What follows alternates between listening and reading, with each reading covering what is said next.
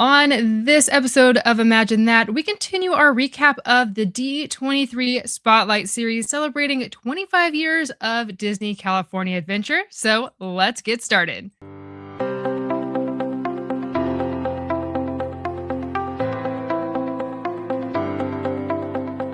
Welcome to Imagine That, the podcast where we explore the magic behind the magic of your favorite theme parks. Join us as we pull back the curtain on the creative process, storytelling, and design principles that make Disney parks and beyond so immersive. Whether you're a lifelong fan, a curious creative, or just love spotting the details most people miss, you're in the right place. So get ready to tap into your imagination as we take a deeper dive into the lands, attractions, and stories that bring the parks to life. Let's imagine that together. That's right. Welcome to Imagine That, part of Walt Apartment Productions. I'm one of your hosts, Amanda, and of course, my husband Kevin is with me. Hi, Kevin. Everybody.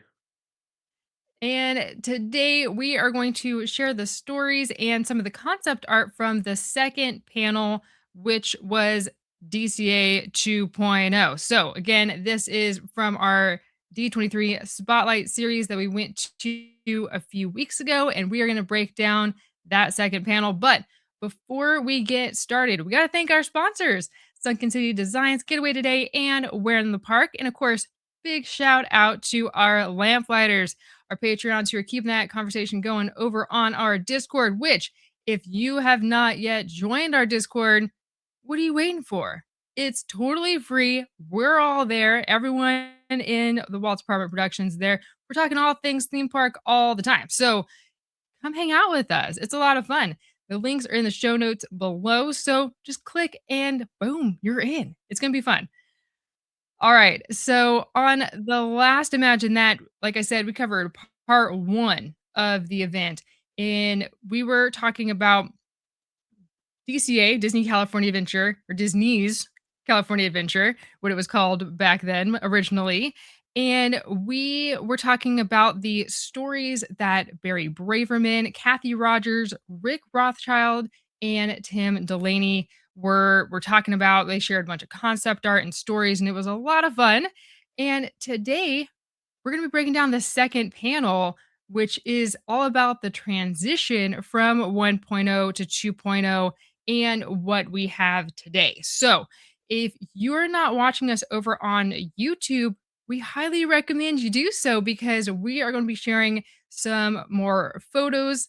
Hi, if you're watching us on YouTube, um, because we're going to be sharing some photos and some of the concept art. Now, again, like I mentioned last time, we were instructed by D23 not to take pictures of the presentation, like of the slides that they had, but we know what those concept art drawings look like. And so we were able to find other versions of them online. So we do have them to share with you, but they're not ones that we personally took.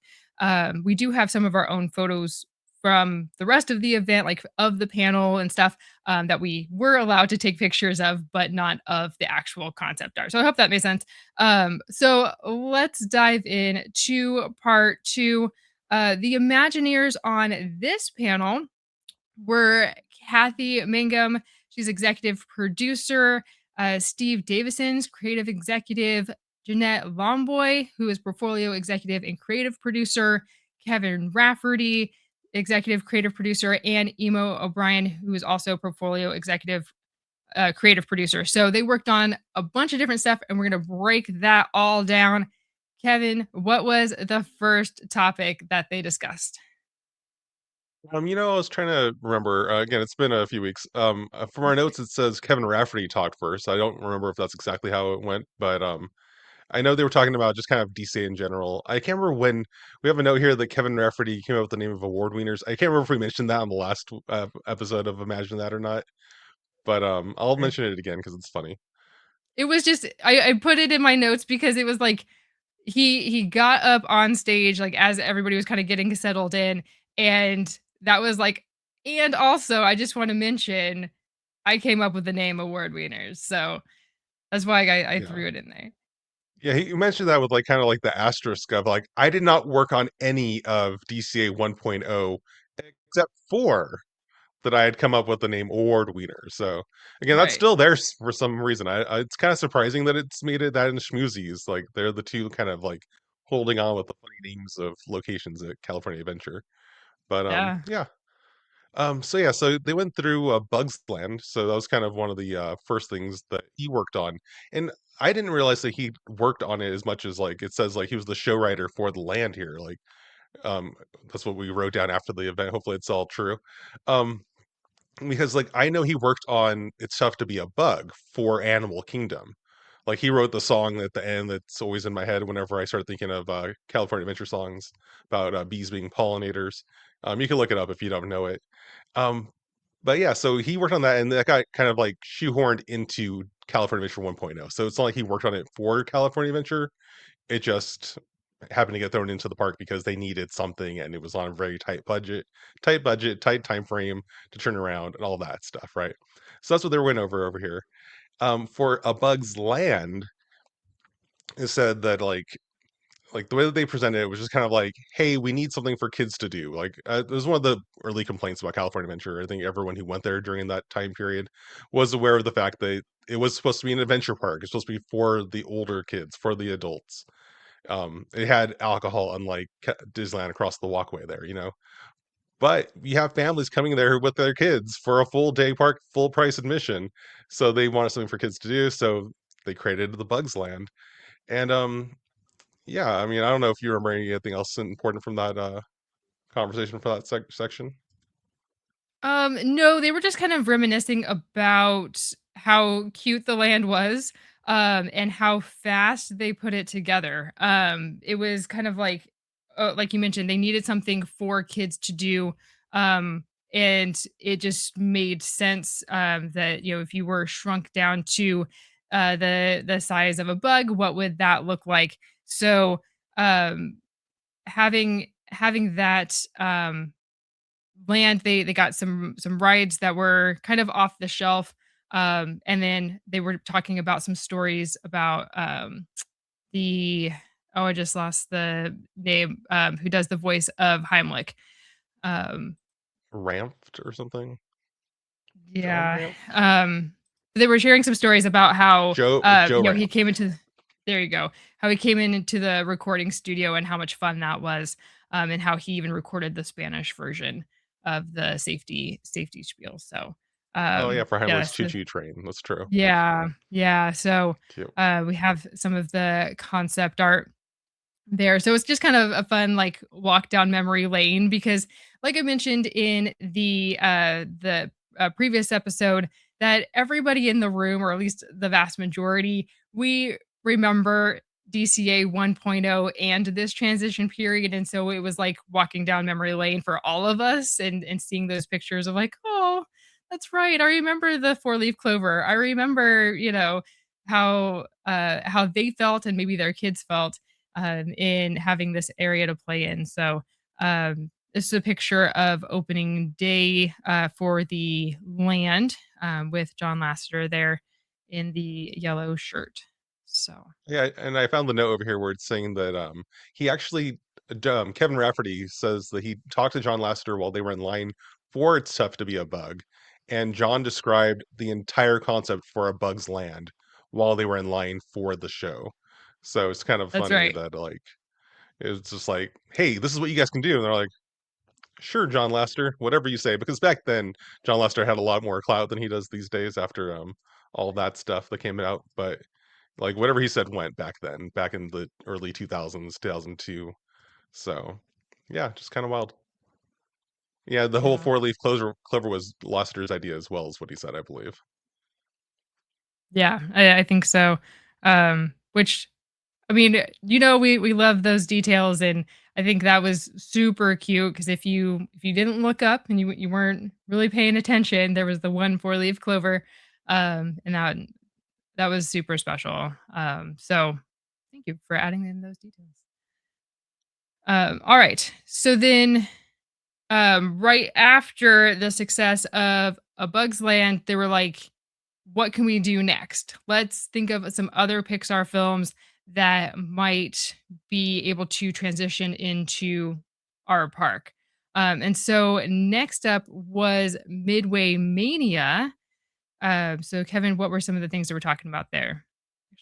When Kevin Rafferty first came up with the idea for Midway Mania, it was supposed to be over in California Adventure, over on the Midway. It's the one of the few Disney parks that has one, and it was supposed to be Mickey's Midway Mania. Was what he pitched it as originally. But obviously, you had people being like, "Hey, we just bought Pixar. Put more of that into the park." So it converted from Mickey's Midway Mania, which is great alliteration, to Toy Story Midway Mania, which is a great ride. So it's all fine.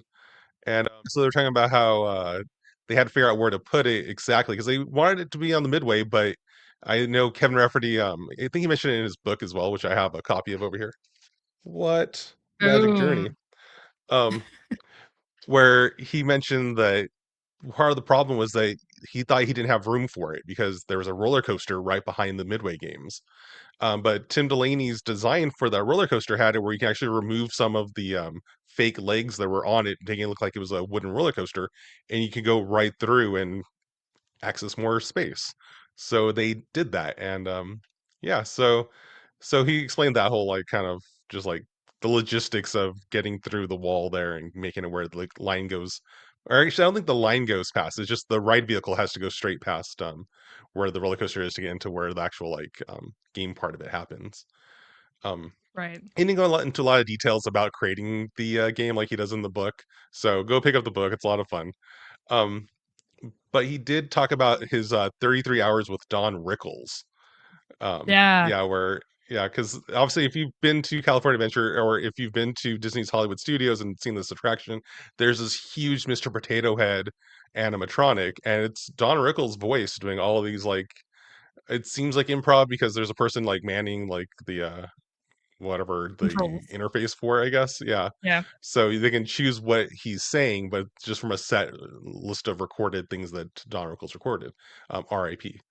Um, yeah, so he had a story about him like coming up in like a limousine, and being like, "Hey, Calvin," because again, his name is Kevin Rafferty, but Don Rickles being who he is, it's like, "Come on over here." It's like, "I ever tell you a story about I don't know, I can't remember like the Like, exact anecdote, but it was just kind of silly things where it's just like, "No, Don." And it's like, I don't really know you. You've not told me any stories, you know." But he said that they ended up scheduling him like an hour and a half before the scheduled time because they knew that he liked to talk. Because they had it where that first day, I think it was like 45 minutes before they made it into like the recording booth. So just kind of funny. yeah, and Do you that have I any? think that was the best part about going to this event were those side stories of of the how it's made.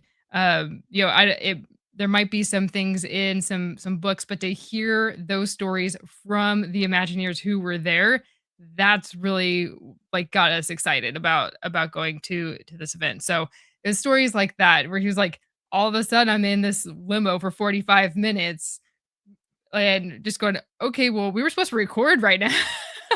Right. But okay. But Yeah. yeah, Whatever Don Rickles wants, like he that's would get. right. So yeah, That's just kind of right. funny. All right. So yeah, Well, so after oh, what are you gonna say? I was gonna say before we get into our next attraction, because it is quite a lengthy one, let's take a moment and hear from one of our sponsors and be right back. So let's hear from Sunken City Designs. Sunken City Designs brings you art. Do you like art? I know I do. How about art based on Disney characters, like Mickey Mouse and the Oyster Thief? You know, that's actually from Alice in Wonderland, the best princess movie ever made. Also, we have some dwarfs that have their heads ripped off sometimes. Why? I don't know. It's because it's Sunken City Design. So go there, sunkencitydesign.com. Get yourself some great merchandise. You got posters and, I believe, clothes. Who knows? I got a cup from there, and it's fantastic. You like cups? Do you ever use those? I do. Go for it. Oh yeah, sweatshirts. Can't forget about those. If you're ever cold, get yourself a sweatshirt from sunkencitydesign.com. Also, Wally. You know, that's the best movie ever made, second only to Alice in Wonderland. All right, if you also like Walt's apartment, they have merch for that too. Where? SunkenCityDesign.com. Hopefully, you've already loaded up that site and you're looking at it, and you have some items in your cart. Go ahead and check out as soon as you can because the show's about to come back on. All right, everybody, we appreciate you. We do appreciate you, and we appreciate Lou from Sunken City Designs.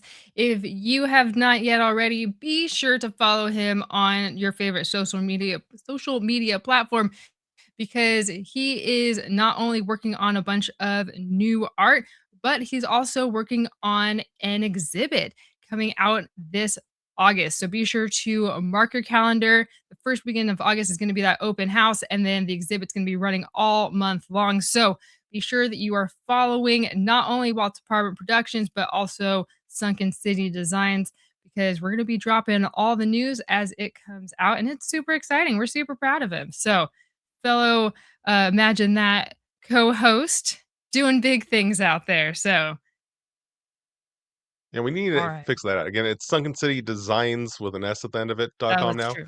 I know I said Plural. design.com like 100 times because that's what it used to be. And yeah, one of these days I'll fix that for him. But until then, Yes. I'll just keep Until correcting it at then. the end. Yeah. But if you already follow him, then it's not a big deal. You already know this. So, Yeah, right. all So right. anyway, so next up. Anyway, we were talking about DCA, right? And so we are under construction. We're doing great things. We're updating the park and the next project, Kevin Rafferty was talking about that Barry, if we recall from the first panel, um, what's his name? Barry Braverman, Braverman. executive show producer for DCA, but the whole DCA 1.0 project. That Barry came to him and said, "Hey, I'm can you help us with a maybe a new ride or maybe even a whole land?" And so Kevin Rafferty gets to thinking, and he's really a big car guy. He mentioned that many times in the panel, and he's looking at the kind of the opening poster, the DCA poster, and he's seeing, there's a car in the middle of this poster, and we don't really have cars represented in the park yet.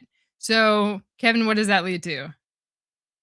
Me saying there was Mulholland Madness. Come on, Kevin. Again, Oh, he's not wrong. Like cars are very barely represented in the park. Um, that's true. so yeah, so he started working up an idea that he called Car Land. Our Again, land. not like Sunken City Design, like with missing the S there for no reason. The Car Land was not Cars Land. This is a whole different thing.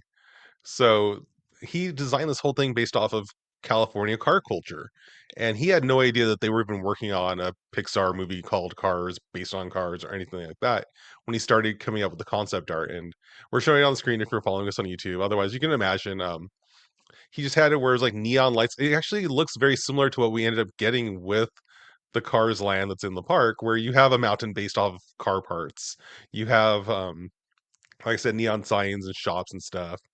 He even came up with a concept that was going to be very similar if you've been to Hollywood studios with the sci-fi um, drive-in theater, drive-in diner. Mhm. I don't know. Yeah. Um, where it's going to be like that, but the movies instead of being like sci-fi based, they were going to be based off of car movies from like the 50s.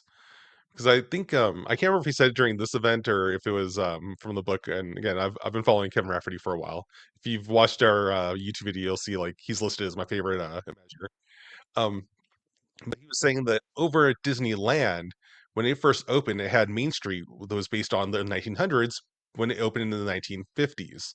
So here we are in the early 2000s, 50 years ago was the 1950s. So how about if we have another Main Street over here based off of that time period? So that's what he was thinking for this was that Carland was going to be taking you into the 1950s because again, it's the 50-year gap that he liked so much for Main Street to when it opened.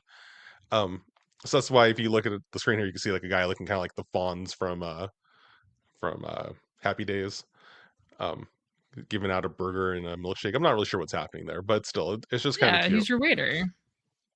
Right. So I guess you have like characters that go around serving you. And again, if you look at like this guy, if you ever been to Hollywood Studios over at Walt Disney World, it looks very similar as far as the way the seats are Yeah. all set up. I don't think he really went that far away from that concept. So again, it never ended up getting built. If you've been to California Adventure, you'll know that going through Carsland. But it was just an idea that he had that he thought, hey, this would make a lot of sense. Um, yeah, I'm trying to see her from their notes. So I can't remember if it was last year coming to them or if they reached out to Pixar saying, "Hey, what are you working on?" But they found out that Pixar was working on a Cars movie. Right. Rings a- Yeah, I think I can't remember because I think he mentioned that somebody had said like, you know that they're working on a movie about cars, and then that's when they went and like it was still a couple years out from being released, but they were able to sit with the Pixar team and like really see what this movie was going to be about. Um and oh, I don't even know if we mentioned Robert yet. Robert 'Cause Coltrane? I don't think yeah, so. I don't think I mentioned him. Yeah. But he's kind well, there of you go. he's a guy that Kevin has worked with multiple times. He worked on Midway Mania with him. He worked on Right. Carsland. He was kind of an idea guy who'd come in early and then kind of just like leave once it started actually like getting into operations is how he described him in the book. So Gotcha. so But yeah, yeah, so it so was that teamwork yeah, definitely that got us this conversion. right. Yeah, he said that like it was Kevin Rafferty and Robert that went to Pixar, and by the time like that's in like Central California, and by the time they landed back in Burbank in Southern California, they already had envisioned this ride for Radiator Springs racers. And they were like Cars Land or Carland becomes Cars Land, and it's just a natural fit. So it was just from that everything just kind of made sense. So here we have some concept art of um, this was from Carland, right? I And we believe kind of so. see this in Radiator Springs Racers where they're going through the caverns and you have the jewels and stuff. So I think a lot of that did come to fruition, which I think is really really cool. And that makes sense because I don't think this scene's actually in the Cars movies. So it came from the Kevin Rafferty Carland design that ended up in the Cars land at the parks. It's kind of a funny full circle moment for it. I Yeah. have my notes saying that, and I think it's true. I think it says it in the book too. I forgot about it though. Was they went up to Emeryville, which again I don't know what the line is between Southern, Central, and Northern California. I always think of Emeryville as like hella NorCal. So I Huh, don't know. Correct me if I'm I wrong, here, thought it was everyone. central. So Emeryville is where Pixar is located. It's kind of near Oakland, and yes, they went up there, and it says that when they were done talking to that team up there, they had the full concept for Radiator Springs Racers. They'd converted it from this car ride that he'd originally. I want to say he had a different name for it. I don't know if it's like the Route 66 or the Cruise. I don't know if one of the concept art shows the actual name for this No, guy. no, Um, no. Road Trip USA. Yeah, so I think it's the That's next it? one. Yeah, so that's going to be the name for this attraction was Road Trip USA, and it's Gotcha. supposed to end with them going through a car wash. Yeah, so they had this whole concept for this ride, and by the time they were done talking to them up in Emeryville, they were like, "Oh, this ride should be based on the movie Cars." Which, if you've been listening to the network for a while, and big fans of Walt's Apartment, you'll know Courtney over at Extra Magic Hour and on our live show has always had kind of a grudge with the way they have uh, the Radiator Springs on the ride as well as in the land. But the thing is, they'd actually designed the ride with that scene before they knew that they were going to build a whole land on this. The fact that they didn't pivot and change it, I mean, that again, she has her point there. But Yeah, that is the reason why you have that kind of experience happening is that they didn't think that this was going to be a Cars ride in a Cars land. They thought it was going to be a Cars ride in a car land. But that happened. I don't know like how quickly that change happened. They make it sound like it was like overnight, but I'm sure it was months of work where it actually finally got transitioned over. But it is yeah, again, it all worked out. it did. It did. But yeah, there was like this. car wash scene that he had uh drawn up where people would be outside of this car wash and was able Oh to yeah, spray water. I think that is such a fun idea. Very, very clever. But it's I fun, but understand you would also never go on this ride because there's always someone who's going to get you soaked. So I kind of get it that is true. as far as not including that. And this picture here of Dynaco, kind of a gas station. Look, the drawing is very similar to Flo's in my opinion. Obviously it's got the gas tanks and everything, and we did get something similar. So I think that it's really cool to see what he was envisioning before that trip Yeah, to Pixar and how much of it we actually got. because Dynaco So isn't that from Cars, or am I crazy? That's not the name of the I actual company. no, I thought this came from Well, I mean, I obviously like that is definitely not a scene from the movie Cars, but right. Dynaco is a brand from Cars, so I don't really know. I thought it was one that they actually saw because they actually took the trip. Part of the stories that they were sharing were and some personal photos. So the Disney team took the same Route 66 trip that the Pixar team took when they were creating the movie. And so there was actually one guy that went with both teams. It was kind of like their tour guide to go to all of those same places. So um, if it this concept art might have been after that. I don't know. I don't know. I mean, it's not the same as the logo from the Cars movie. The Cars movie has like a T-Rex on the logo, whereas the Sinclair logo for Sinclair guys has more of this guy. So I don't know if they Ah, just came up with the same name, if it's just a coincidence. I don't know. I don't More know. questions than answers at this point. But And if you know, then let us know. Come join us in the Discord, and we have an Imagine That like channel on the Discord, so you can come chat with us. like, hey, actually, we Actually, love hearing that. So yes. yes, um, and then here is the concept art for the whole land, and what basically what we ended up getting. So you have everything there from the start of the street all the way back to Radiator Springs Racers. So, is there anything it's we similar. left off there? Um, yeah, they were just kind of going back and forth, like everybody on the in the panel. We heard, um, like I mentioned, they had the research trip photos. And Emo and Kathy were there. They were also part of the panel.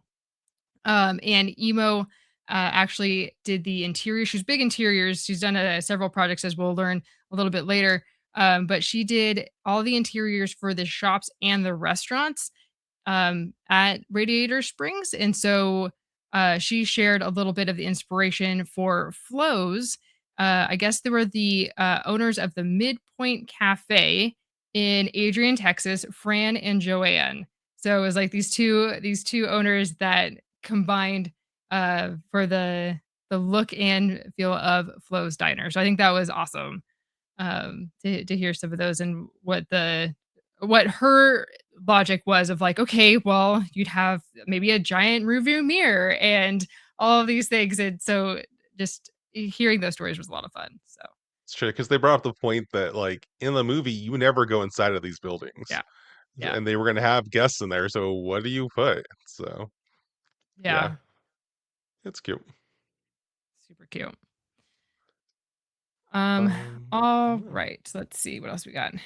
Um, oh yeah, Kevin had shared his story of just the full circle moment. We were talking about full circle moments, but he was sharing that he was just a dishwasher at the Yeah, Plaza we're Inn. yeah.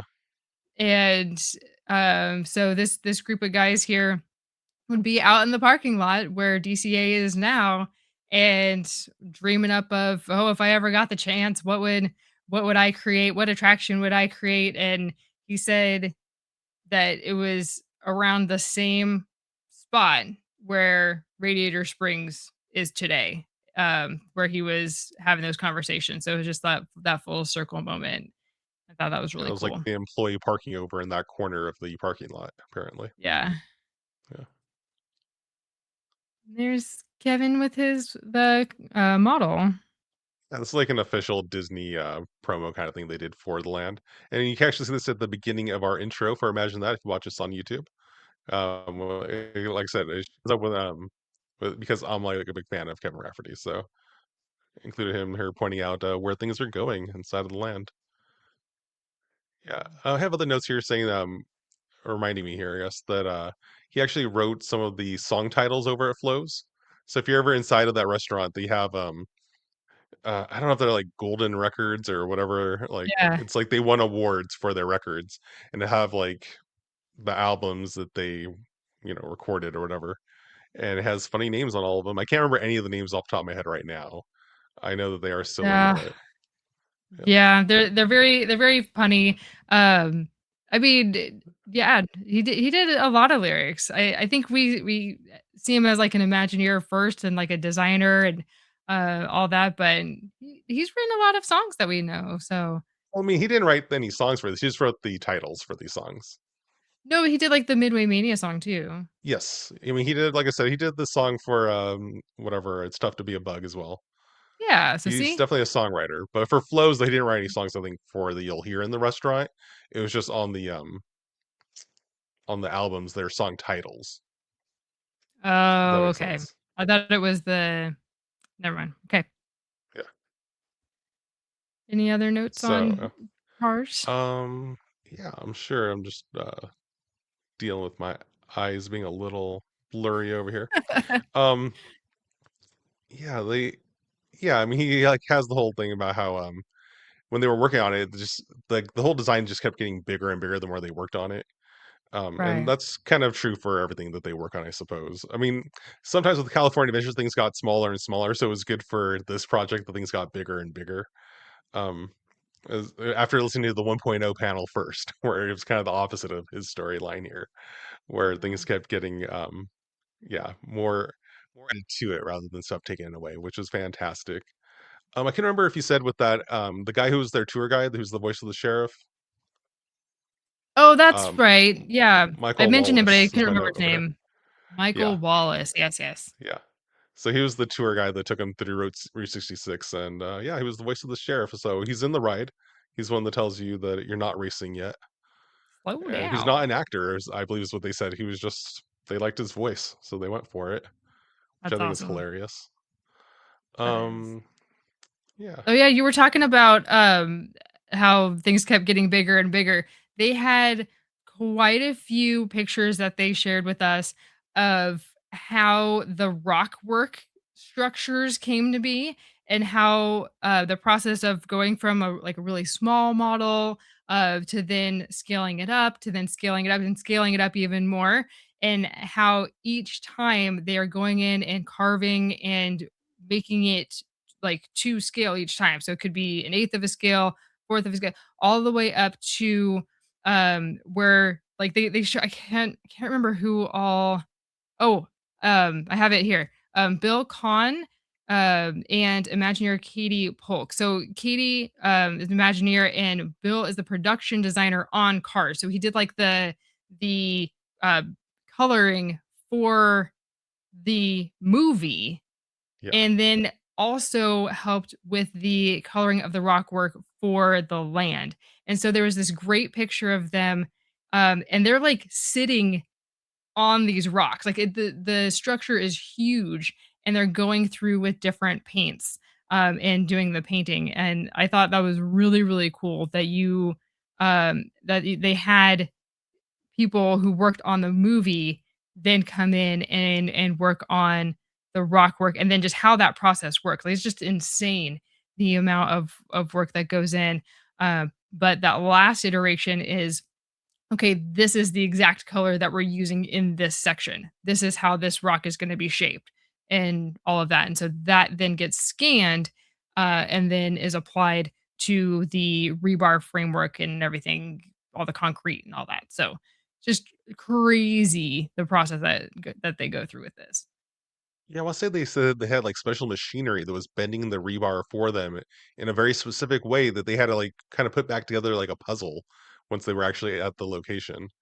So Crazy. yeah, it's crazy how all this works, and yeah, the Yeah. minds that make these things happen. It's just crazy. Um, yeah, then there's also the story about Larry the Cable Guy. Um, where I mean, Yeah. it's not that exciting of a story, I guess, but it's interesting that they flew out to I can't remember his real name. I know they said it, and I'll never remember his name. He's there, the cable guy to me. Maybe the He's the cable voice of guy. Meter in the movie Cars. And if you've been to the land, you know that over his ride Junkyard Jamboree, Mater's Junkyard Jamboree, Larry the Cable Guy sings songs for that ride. And they say that he did like the main song for that guy, the Junkyard Jamboree song that Kevin Rafferty wrote. Again, he's a lyricist.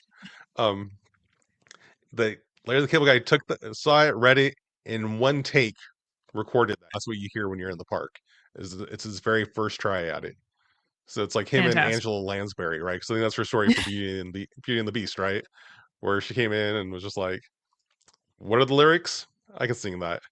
So that's what Larry the Cable Guy has in common with Angela Lansbury. If anyone ever asks you,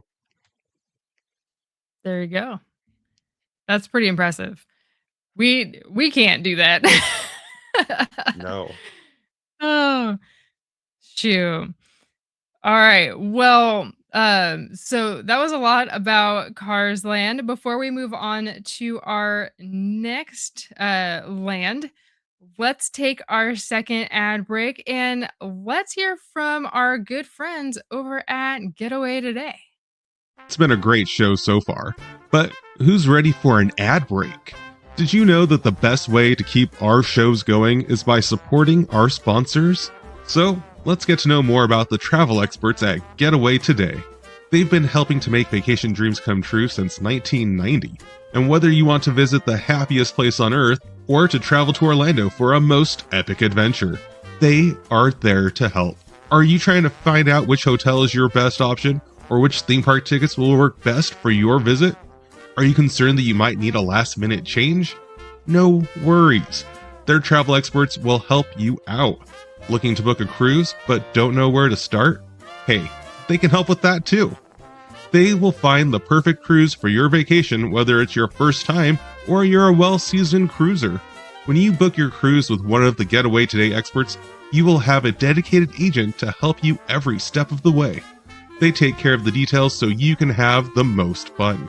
Getaway Today offers peace of mind travel, allowing you to cancel or make changes up to 72 hours before your trip. You will always have the most up-to-date vacation information, both pre-arrival and upon welcome.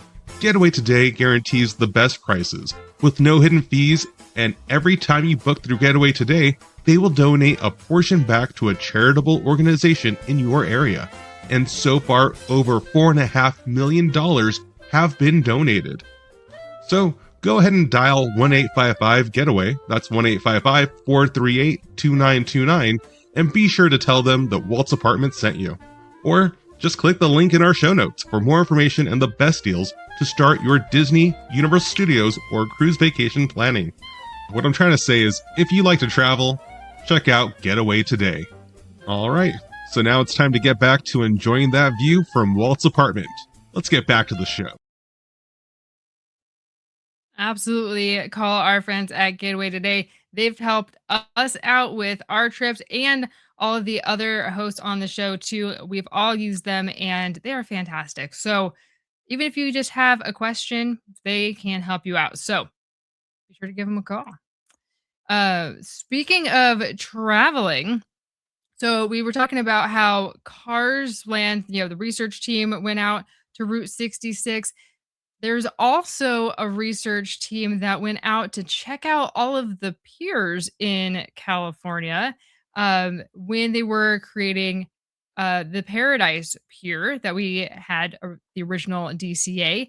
But again, they were looking to add some Pixar characters, and what better place to do it than Pixar Pier? So that's where we are heading next. So there's this fantastic concept art of pretty much what we have with the Incredicoaster. And Mickey. Well, I guess there it was be Mickey's. What was it called? Keep thinking Pixar Fun Pal Around, Wheel? but it wasn't that yet. Fun Wheel. Thank you. Mickey's Fun Wheel or the Wheel of Death, whatever you want to call it. It's the scariest ride in the park. Um, but yeah, so we heard from Jeanette Lomboy. She is a ball of energy. Just she has a great stage presence, and so she was just fantastic. I could hear her give a speech about anything.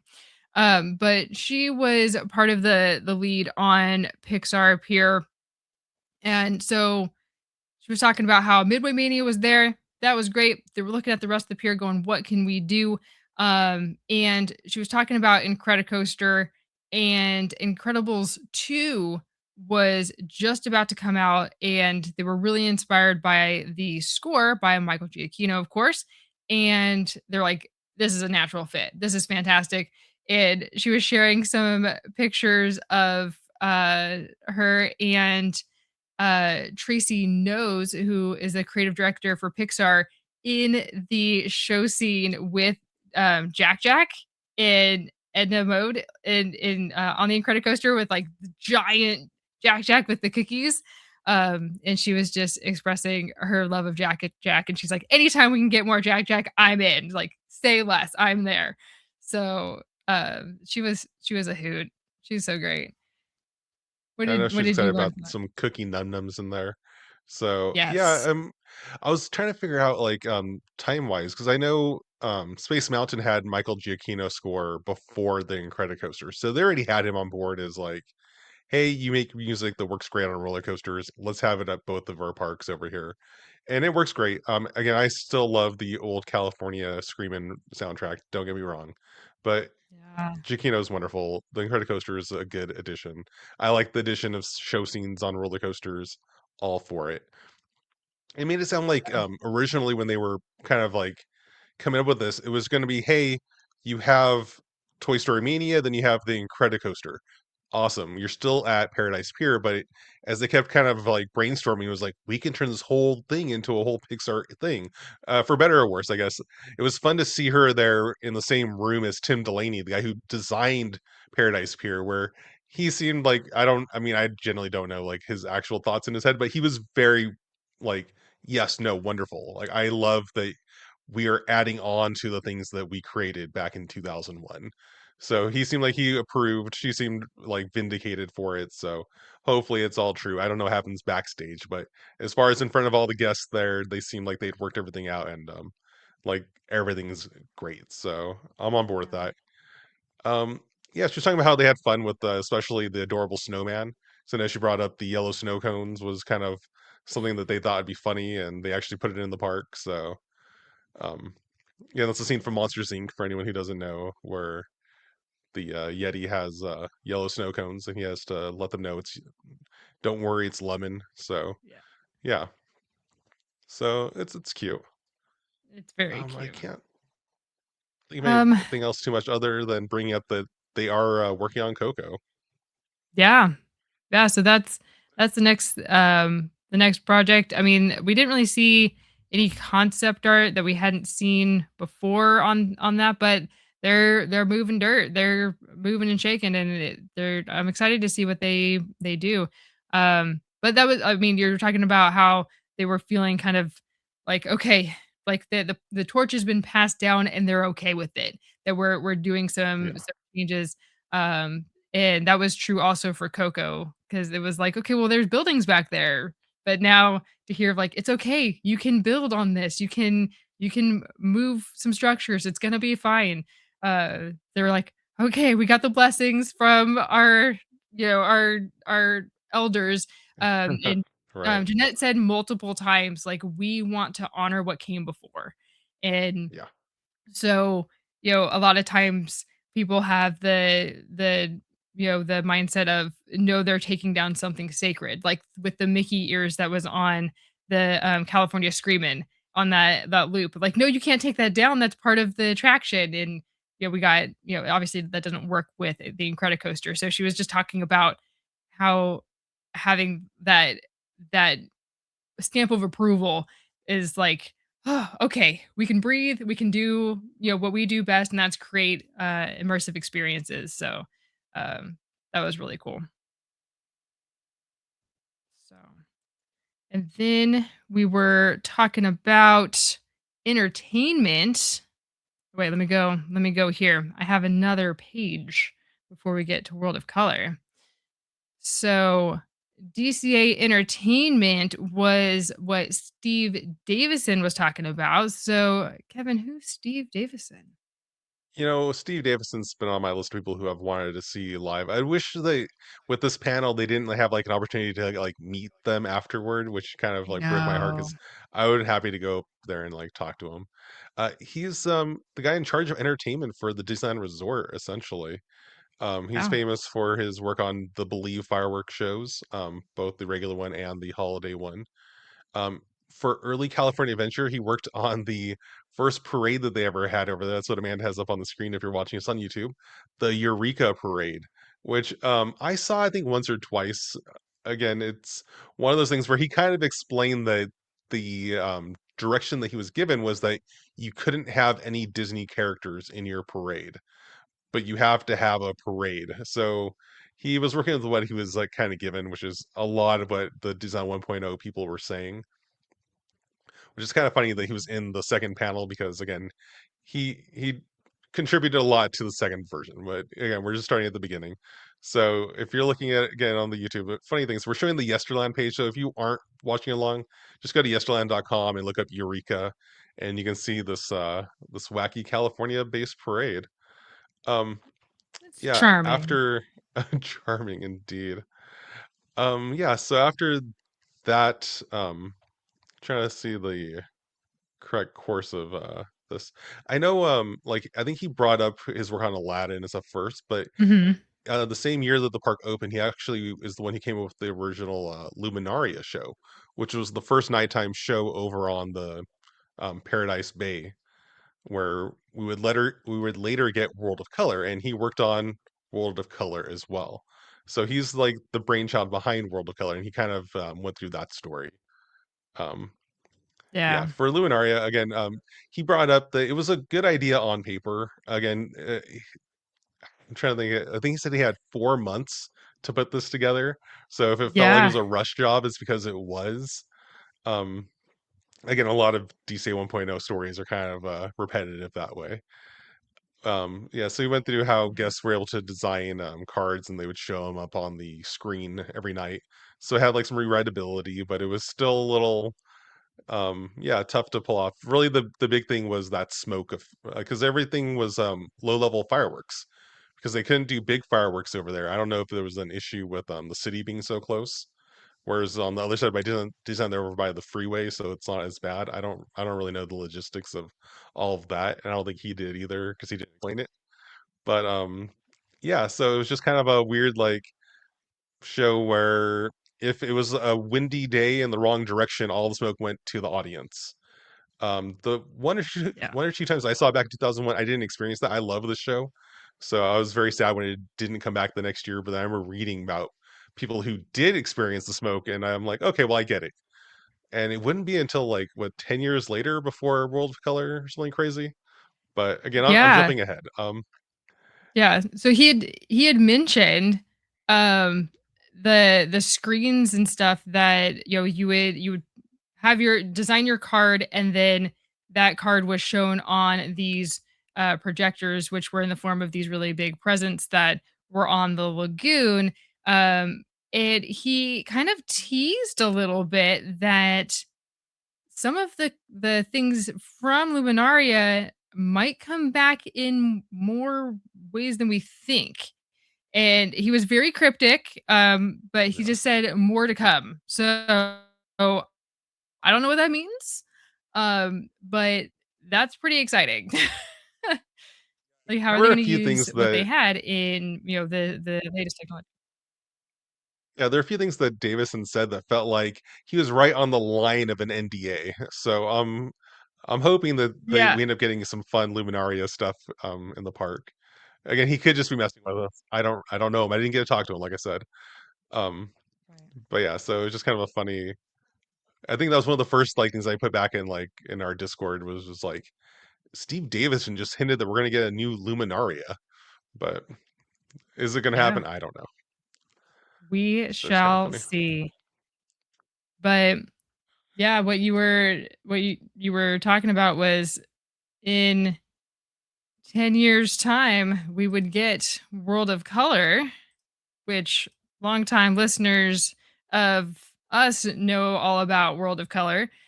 So this is a very fun um, picture Work from in high progress. above as they're working on the well, a lot working on the um, platform where Yeah, all of the water effects are, working on the seating, working on you can see Golden Dreams back there, just the front entrance. The Golden Zephyr is to the left. A very, very cool shot. yeah. This is from Mice Chat, our photo that we're showing here. Yes. Um, Thank and you for yeah, that. it looks like Little Mermaid's under construction as well as the whole viewing area for World of Color. Yeah, it's just kind of crazy to think Yeah. that they were doing all of that at the same time. Mhm. But like we mentioned before, like it's great that they gave us a park, but they were also okay with knowing that it will be expanded upon and that they were quick to realize it's not working and we need to do something else. And so they quickly pivoted to create all of these things and put the money and resources behind it to make it happen. So um yeah, like we were talking about, they needed some sweeping change, and that definitely is a sweeping change. So we have World of Color. This is one of our photos from 2021, actually. And we love World of Color in all of its forms. But the original World of Color show is still our favorite for sure. 100%.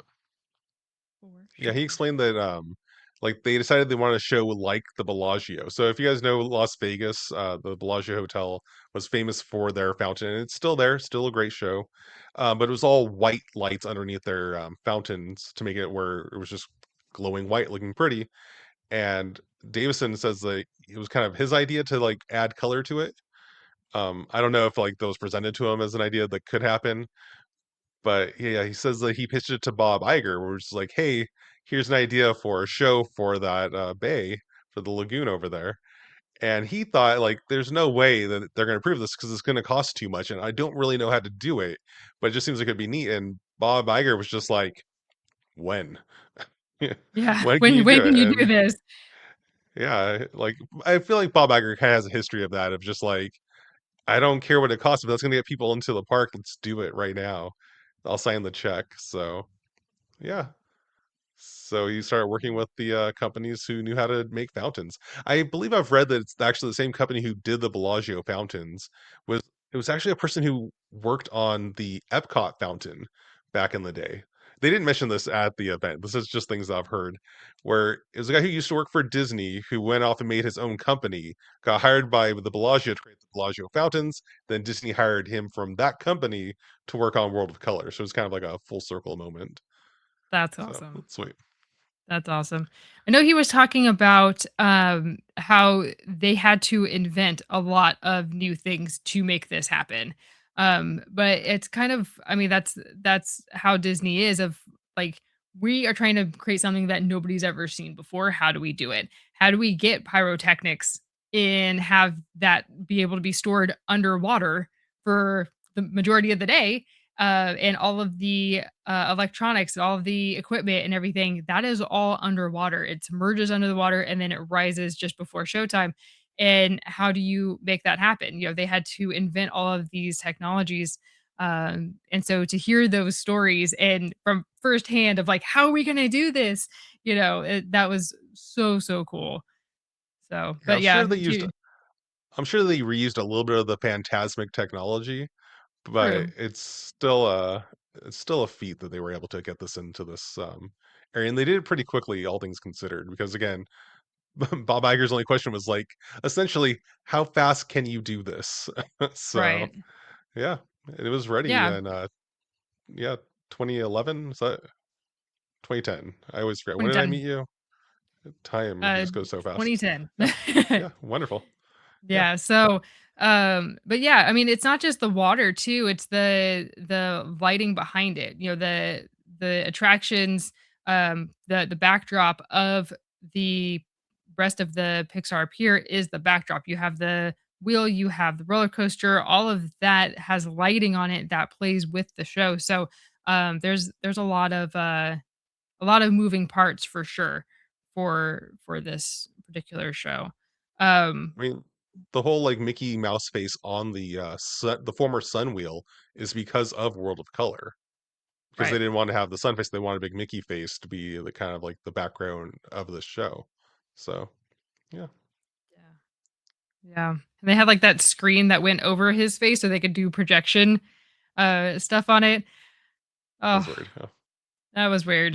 That was I mean, definitely it weird. was neat when it was working. It was just weird during the transition where for part of the day you had a big white kind of Mickey shaped screen over Mickey's face, and yeah. Yeah, it For any of you was who remember this, yeah, it was a weird time. I assume that was a Davison creation, but he didn't mention it, so yeah, yeah. that's just our memories. Yeah. But one of the things, like, I'm kind of jumping ahead a little bit, but the last question that was asked to everybody in the panel was, what are they like most proud of? And with Steve, his answer was this show, was the World of Color show. And when they were kind of watching the whole presentation for like the first time or whatever, Bob Iger came to him and said, Walt would be so proud of this. And I think everybody in the audience was like, "Oh my gosh," like Right. hand to their heart, like, "Oh, I felt that one," you know, because it's so true. And I don't know about you, Kevin, but when I watch the show, I think the same thing of Oh yeah, and 100%. the fireworks show too of like Walt would be so proud right now. I mean, Walt liked a So good water show, so that makes sense. Because they had like a little show over at the Design Hotel. I think it was there during his lifetime. I could be wrong about that. Um, so he would have been really impressed by this show. Yeah, I'm trying to think of other things. I want to say I can't remember if it was during this presentation or if it was in Bob Weiss's book or where I heard it, but like there's a story about this show where one of the first time that they were doing a tech rehearsal for it, where they had it where it was playing with like no audience at all, and they were just watching to make sure everything was working, and then it was when it was done, there was a round of applause happening from behind them and they were just like, "Wait, what is happening?" Look back, and they see over at the Grand California Hotel that overlooks this bay. Because they were doing it like in the middle of the night. I don't know if it was like 1 or 2 a.m. They just looked, and there was just everyone from the hotel rooms was out on their little balconies looking and watching the show, clapping when it was over. He's like, it was at that moment where I realized that this will be a successful show. So just kind of a sweet moment. Again, I'm pretty sure that's from Bob Weiss's book. I don't remember. I hear so many stories and read so many things. I could be conflating all these, but I do believe that is a true story. that's true. We do have a lot of different resources that we pull we pull from that. The stories either overlap or they blur of Yeah. who said what. But I do remember that story as well, and I think that is just so cool. One, what an amazing experience for those who were standing or not standing, but being able to watch that from their hotel room for the very first time and see this show before the general public. I think that that would be such a cool experience. But yeah, just to know that, okay, all the hard work, all the sleepless nights, it's worth it, you know? That's really, really cool. So, um, well, you have anything about else about that before we move You on? know, he mentioned something about the laser screens and like the way that they moved was something that people can figure out how they were doing and how it seemed like it was kind of like Oh, a yeah. happy accident. But I couldn't visualize exactly what he was saying at the time and like I couldn't like write down the note. It was just kind of a weird like when you're watching the show if you've watched the show there's a scene where it looks like lasers kind of like above you making like this like ceiling almost. The waves go up and down when like the lights hit it or where the water's going through. And yeah, it was just Right. like it just happened and we were like, "Hey, that's a cool effect." So they kind of built onto it and added more scenes with it. So it's just kind of a funny kind of a funny story that Yeah. they didn't mean to But do I it, but remember it's yeah. but he said, like, there were so many people that were like, "Oh my gosh, how did you do it?" And he Yeah. said it was, like, the easiest Yeah, thing exactly. to 'Cause they didn't program even of, mean like, to, is what it ever sounded done. like. Yeah. Yeah. Yeah, he's like, "Okay, yeah. Yeah, great. Let's keep it." We're magicians. Uh, We just make things happen. that's right. Well, uh let's take our third break before we move on to the final part of the panel. Let's hear from Where in the Park. That's us, by the way. And Oh, let's man. Let's learn do more this. about that. Hey fam, what are you doing? Well, we are doing Where in the Park. Do you guys know Where in the Park? Because we do. We do. So how you play this is that they give you a deck of cards with an image on it, Mm-hmm. and you get to look around and see where in the park that is. And they're fun. So if you like to find stuff, this is what you need to The do. amazing game, Where in the Park, right here. If you're a seasoned Disney park goers, as we are, it's a fun, challenge even for the hardcore Disney parks fan. We have played the Where in the Park games that Yep. we felt like, ooh, we got Still this a in challenge. bed. Oh no, yeah, still a challenge, a fun challenge though, not an impossible challenge. Check Yeah, them really out. they get really close to details, and you're like, I have never even seen that. I don't even know. Where in the park have I seen that? The great thing about these is that they're not in attractions and they're out in the open places. It's meant for families to play. Besides people who've been there a lot, it's fun for people that are new to the parks as well, because you catch some of those details that you would probably miss when you're first going. So there's images that you are finding on one side of the card, and then the other has the hint and the answer that you can reveal if you choose to. Before it was just the hint and the answer, but now if you really want the land, It'll tell you they'll where. give you the land for an extra hint. You guys can take as long as you wish without the hint. Yeah. Without the hint, it's hard.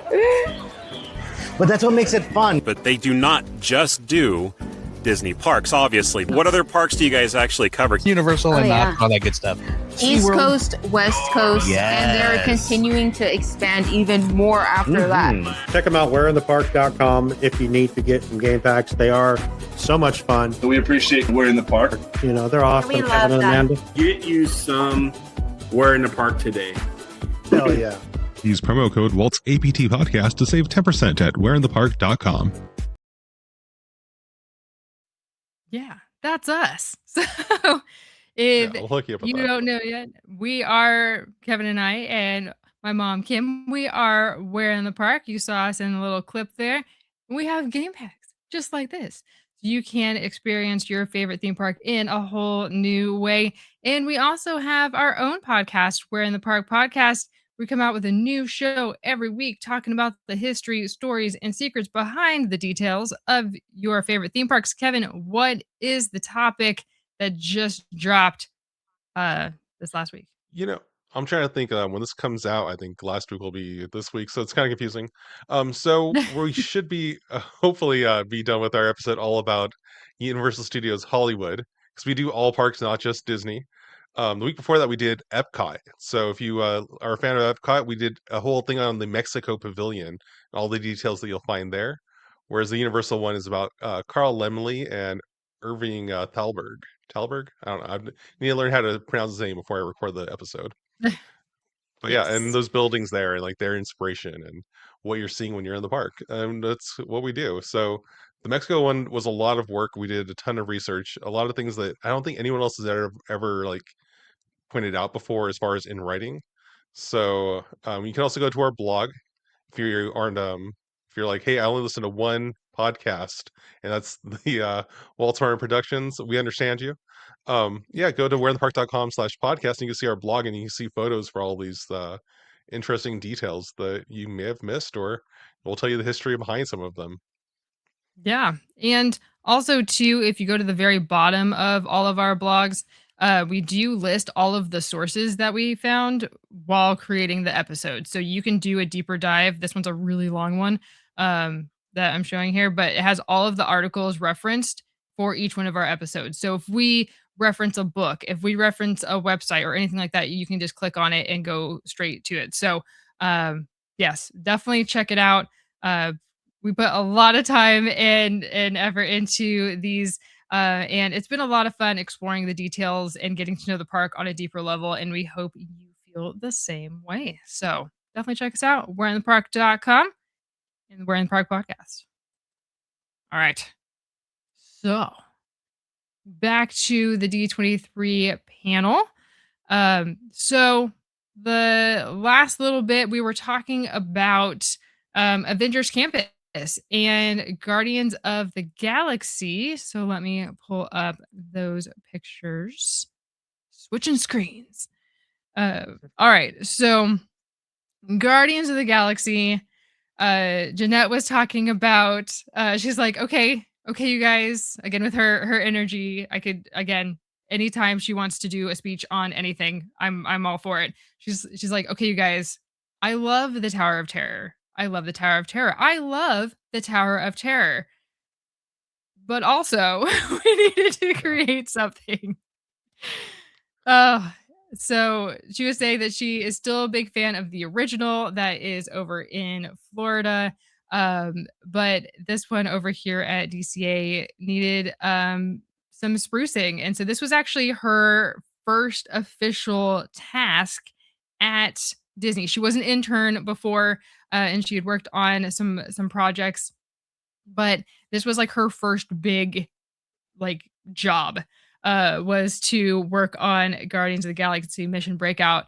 And so she was just tasked with we need to put Marvel somewhere in the park like today.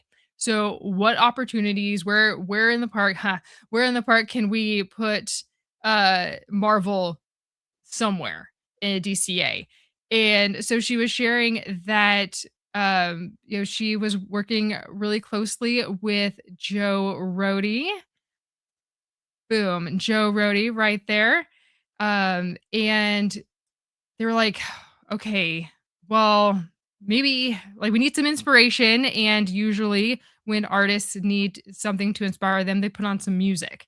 And so they were really, she was saying like the soundtrack for Guardians is just fantastic. So they like played that and they're like, wait a minute, this could work in Tower of Terror.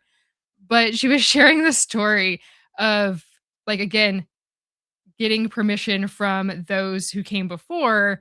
So she said that they pitched the idea for Guardians of the Galaxy Mission Breakout to Bob Weiss, who worked on the original Tower of Terror. And I don't know if there's any other insight into it in his book, but Jeanette was saying that he loved the idea. And not only that, said, well, the next Guardians movie is coming out soon. So can you do it like now? Can you like in the next like 15 months before it comes out? And so she was saying that her and Joe walked away going, oh my gosh, how are we going to do this? I thought that was As fantastic. with all projects. All Yes, projects right? is Disney kind of had that same story. At least they had 15 months this time. Wasn't poor Davison's True. 4 months.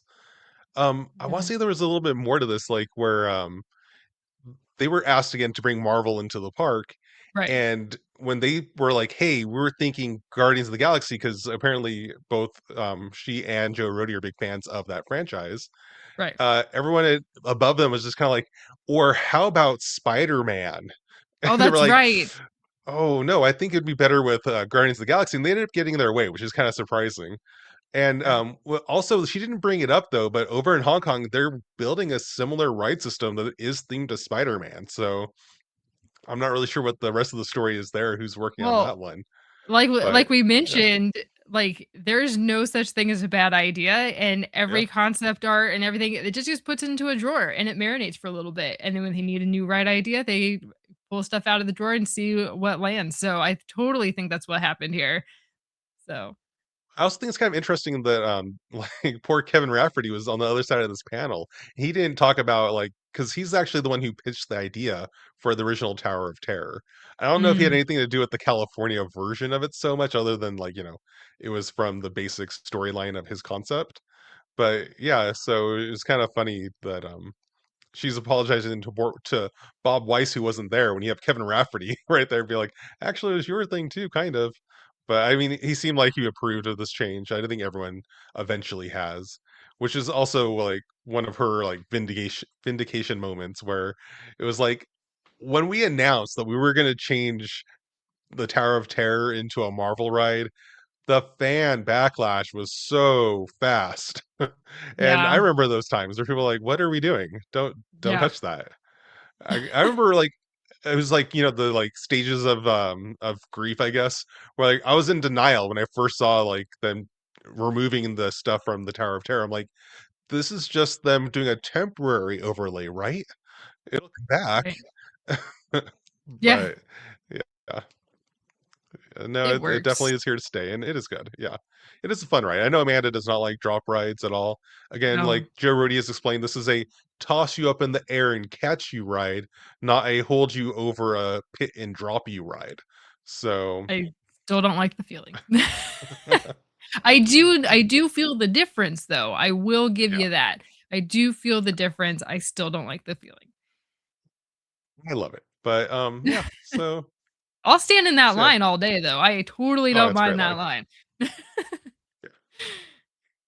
I don't remember if they had much to say about like the music in there. Like they mentioned it was like from the Awesome soundtrack or whatever. Mhm. I believe that's the name of that actual official album for the movie. Um but yeah, it was just one of those things where like, can we have a different sound, like a different song playing as you like go on it over and over again for rewritability again? So, because that's not something that the Tower of Terror would do. The Tower of Terror would do the same exact presentation every time. I want to say over in Florida, they eventually randomized the drop sequence, but over in California, I don't think that they ever did. It was always Mm. the same exact ride every time you went on it until they redid it as Guardians of the Galaxy. And I assume it's a different drop sequence depending on the song, but I don't know that. I don't think they I mentioned don't it know. though, but I'm just No, adding they on to didn't. everything that they say. I act like I'm part of this group here. I should be on the panel as well. Yeah, I read a book, so I think I know just as much as you guys. But it's yeah, true. All the books behind you there, those are all theme park related books. So I've read most of them. Yeah. Or well, at we're least getting thumbed through through it. them. Yeah, exactly. So yeah, I think that's all that I had in my Uh, notes about this guy. let's see, what else do we have? Oh We have yeah. Oh yeah, that's Oh, cute. You're that right. was super cute. So this is a picture she shared it in the panel, but this is a picture that we got from her LinkedIn page. So thank you, Jeanette, for sharing it. But this is a picture of her son with Uncle Joe. Um, and one of the things, going back to the last question of what are they most proud of, she said that like the kids don't know Walt, right? Like, and her son had said about DCA, like, "Oh, Walt built this too, right?" And like he was like 10 or whatever. And so she was like, "Well, no, like Walt is a person like that like built Disney, but it was a whole team of people. Like it's not just him, but it was his idea." But she's like, to think like in his eyes, like all of us are Walt who designed this, who built this.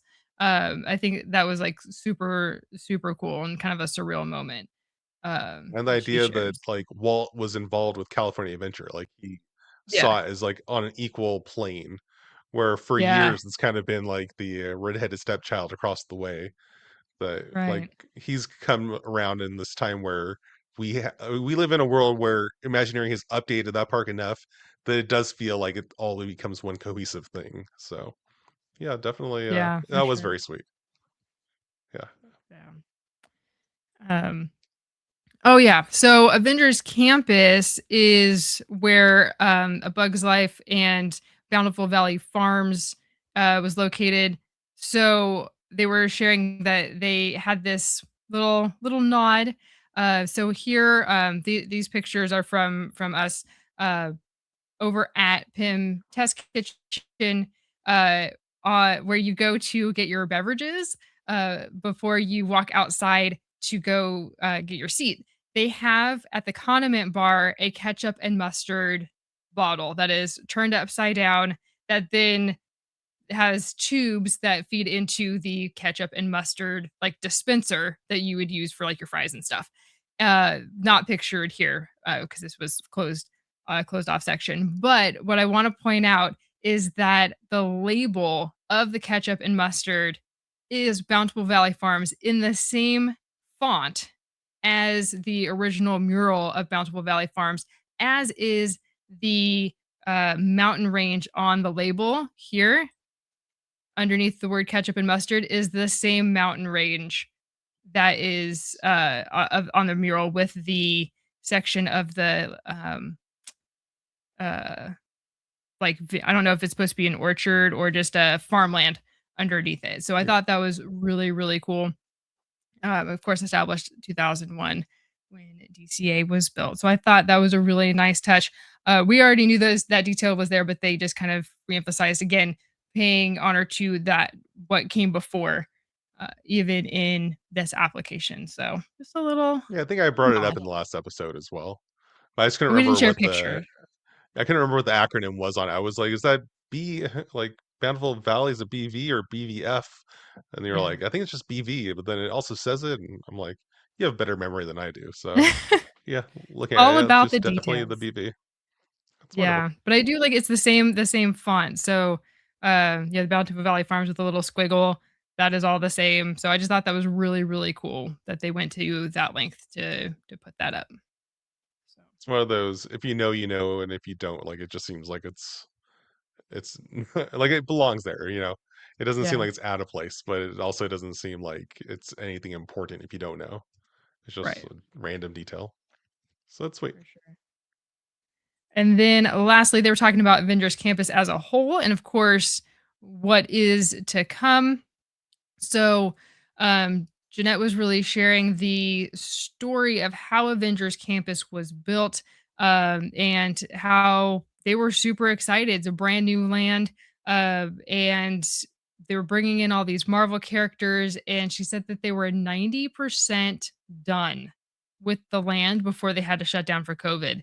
And so she was just talking about the impact that it had on the team to shut down and not be able to work on it. Here they're almost done and they can't do anything until they were able to, but social distance and have all the restrictions and all of that.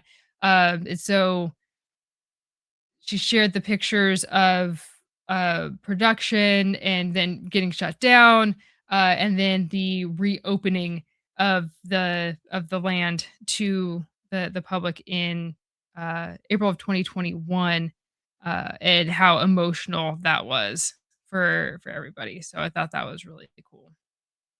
I think I remember her talking about how they came in one day, like while everything was shut down, to install the Quinjet, and how it was an Yeah, emotional moment where like they were like, we know if they're willing to put this in, that means that this will reopen.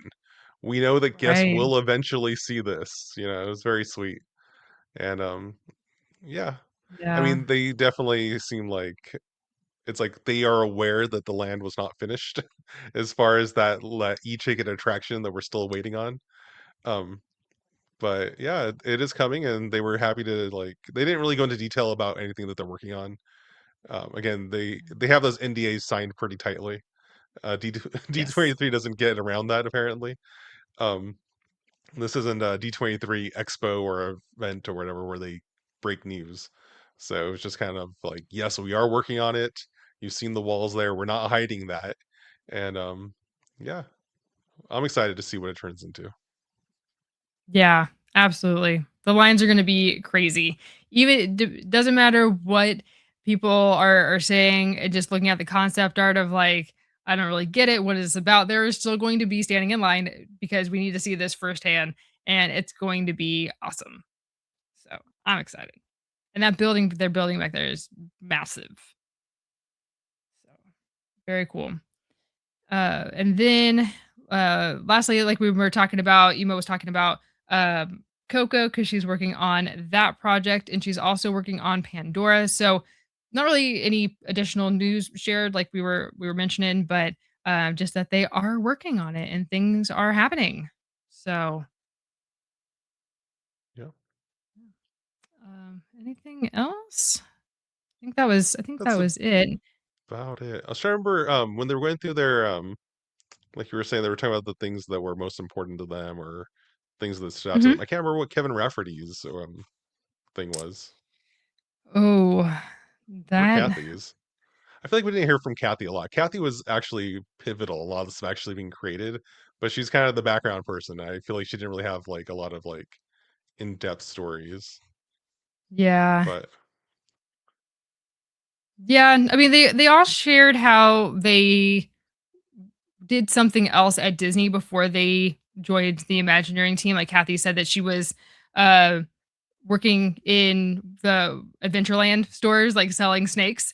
oh Uh yeah, and Shermer the Kevin was a Price or dishwasher. something funny. Yeah. Oh, I can't remember either. Yeah, not that important, But, but yeah.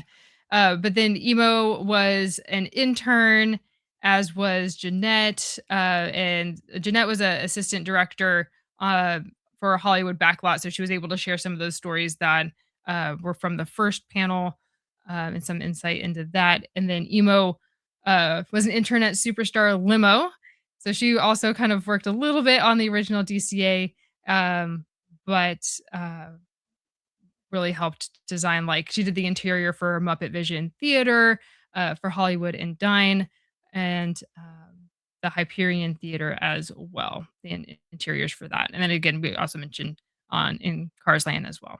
And now she's working on Pandora and Coco and all kinds of things. So it's true. We mentioned crazy.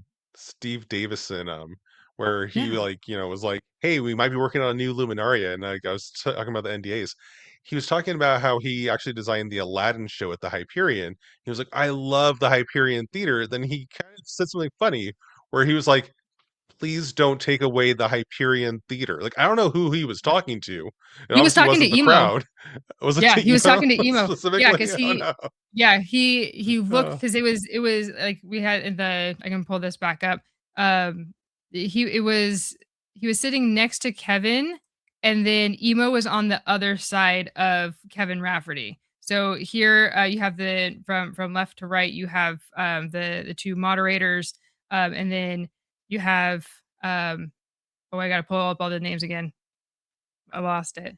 is You that have Braverman? I can't tell. Barry It's really small. Braverman, Yeah. Kathy Rogers, and then you have Jeanette, Steve Davison, Kevin Rafferty, Emo, the other Kathy, and then Tim Delaney and Rick Rothschild. So, but yeah, it was Steve sitting next to Kevin, sitting next to Emo, and Steve looked past, like, around Kevin and looked at Emo, and that's when he said, "Please keep the Hyperion. Please keep the Hyperion.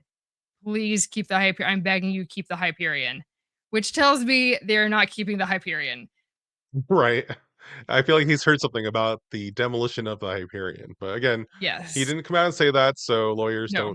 don't sue him over it, but it No. seemed like that's the current speculation. Again, they haven't done anything about that theater since Rogers, so we'll have to wait and Yeah. see. That was a few years ago Yeah. now. It But was, and it's very I mean, we've said it on Imagine That, we've said that on the live shows, there's so much that they can do with it, and the fact that they haven't, is definitely writing on the wall that they're planning on getting rid of it, but time will tell. We'll see once they yeah, I start was moving looking stuff for Pandora. that concept art you had up a second ago Yeah, I can go back for to it. the Avengers campus.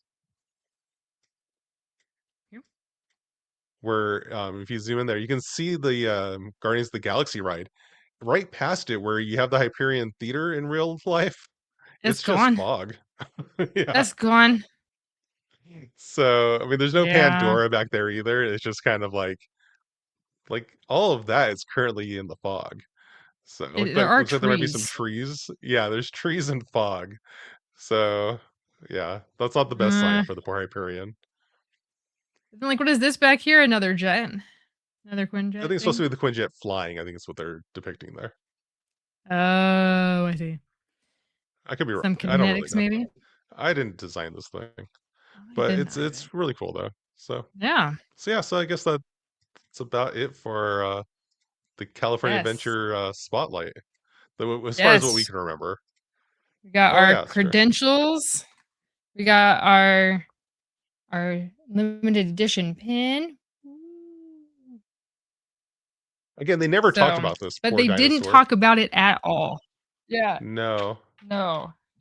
It's part of the California crazy section of the Route They 66 didn't back when they talk about a opened, number of things. Again, yeah.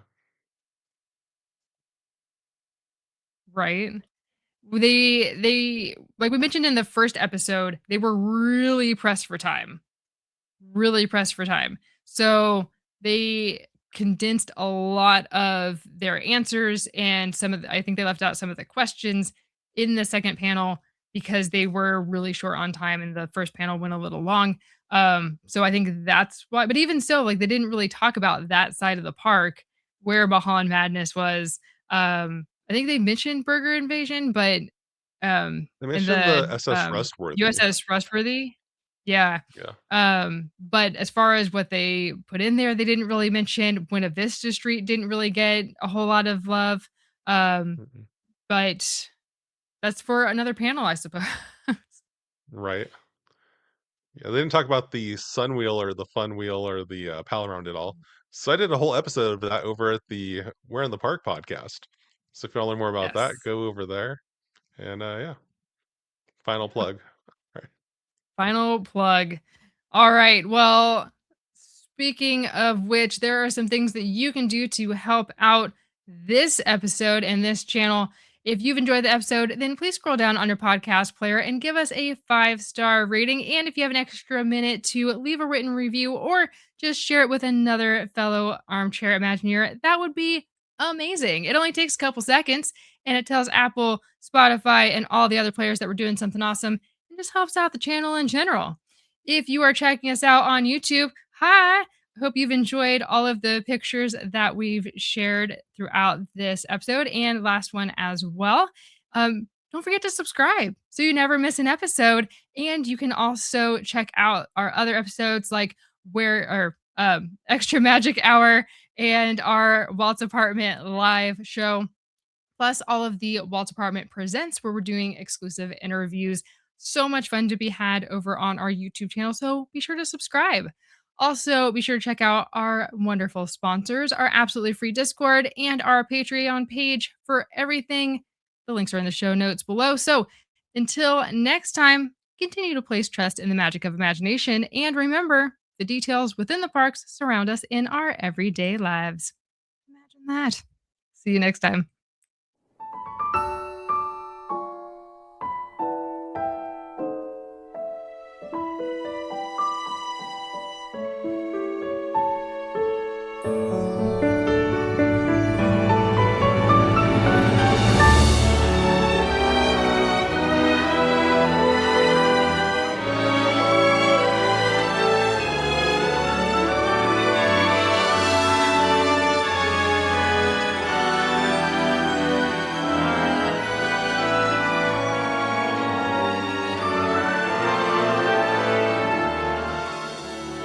To all who come to this happy place, welcome. Disneyland is your land. Here age relives fond memories of the past, and here youth may savor the challenge and promise of the future. Disneyland is dedicated to the ideals, the dreams, and the hard facts that have created America, with the hope that it will be a source of joy and inspiration to all the world.